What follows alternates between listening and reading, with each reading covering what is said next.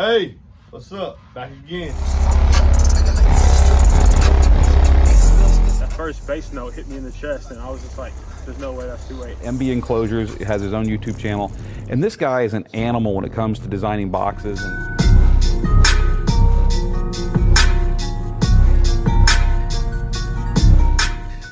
MB, I read a post, and I see that they said backloaded horns are windy. Is your backloaded horn windy? Backloaded horns are not windy. A horn, and I want you to look this up for yourself, takes an area of high pressure, which is right where the chamber and the coupling to the throat of the horn meet. Okay, you got a chamber to subs in, okay?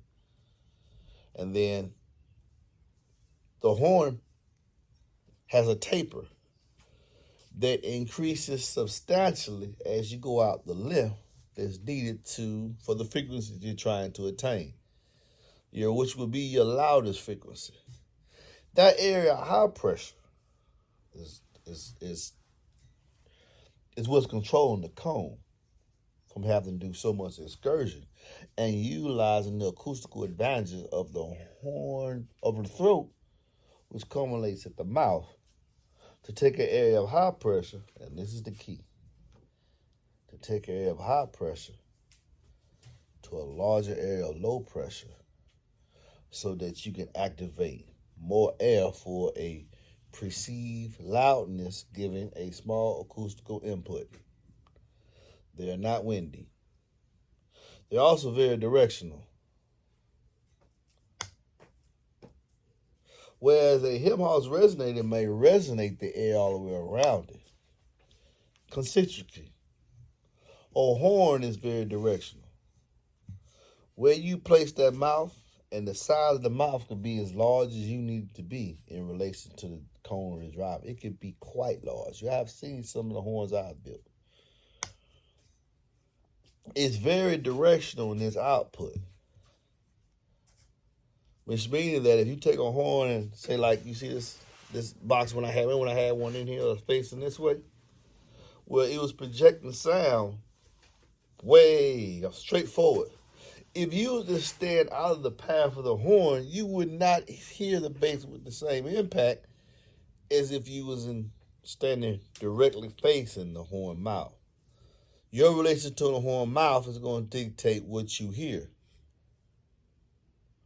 High pressure to low pressure, but it activates a large area. So do you perceive the sound without necessarily all the SPL that comes along with it?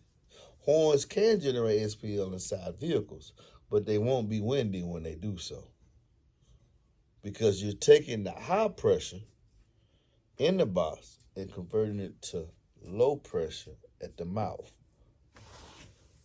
If it's windy enough to, I don't know, do whatever, float hair, tiles, and all that stuff there, then inside the box, the cone wouldn't be able to withstand that force.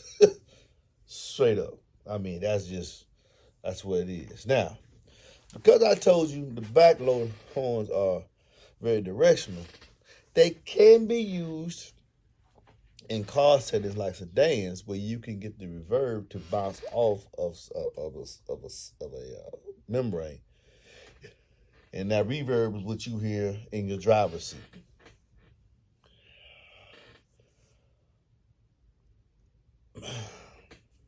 But how can I quantify that?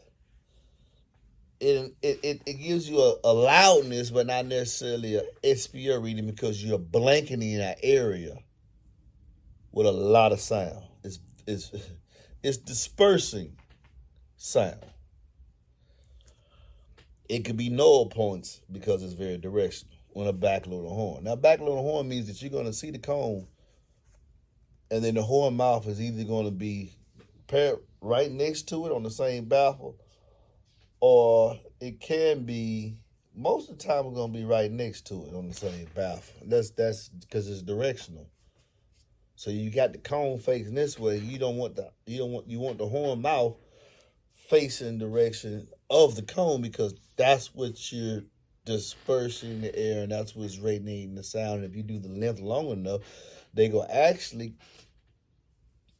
almost like a T-line work together, be released at the exact same time on the next stroke. You're going to get one miss, and then after that, they playing in time.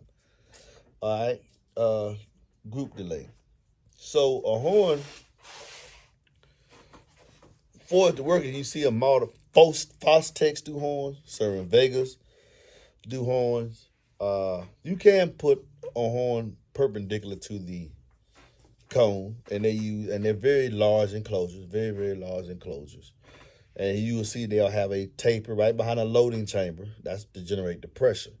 That would differentiate them from a T-line. T-line does not have a chamber at all. It's just the cone area of the sub staying the same cross-sectional width and height throughout the length needed to attain the frequency that you're trying to attain. But there is no loading chamber. A horn is going to have a loading chamber, an area that's smaller, that's needed to control the cone and amplify its acoustical energy through the throat.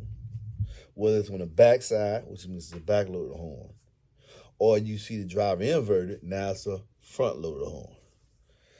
Is there such thing as a fourth order horn? So you fourth loader horn. So I guess you're saying you're putting a horn inside a porta box? Because that's what a fourth order is, a seal inside a porta box. I don't know. It's a sound. Anything can be modeled in. I mean, you learn something new every day. But in itself, by itself, backloaded horns are not windy. That's not how they operate. When you go to a concert, that's what you're listening to most of the time. Them big black boxes out there, those are horns. You can hear and feel the bass most times because they be playing very, very low, 18, 20 hertz, stuff like that, and they catch the highs. But how they position them is how you actually hear and feel the bass. You don't feel wind, though. It ain't going to generate a lot of wind, but it's going to take sound and disperse over a large area with very little acoustical input in relation to, say, a porta box, something like that. I hope that answers y'all question. As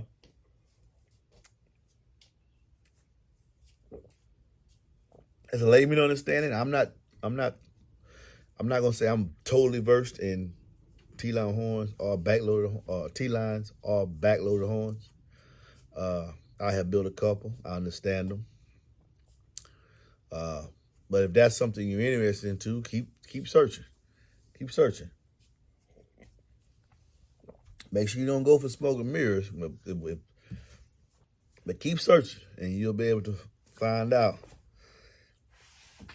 how I think and feel the way I do, and be able to do the things I do. Peace. Get at me if you need any closing. 404-694-4818. And as always, please listen responsibly.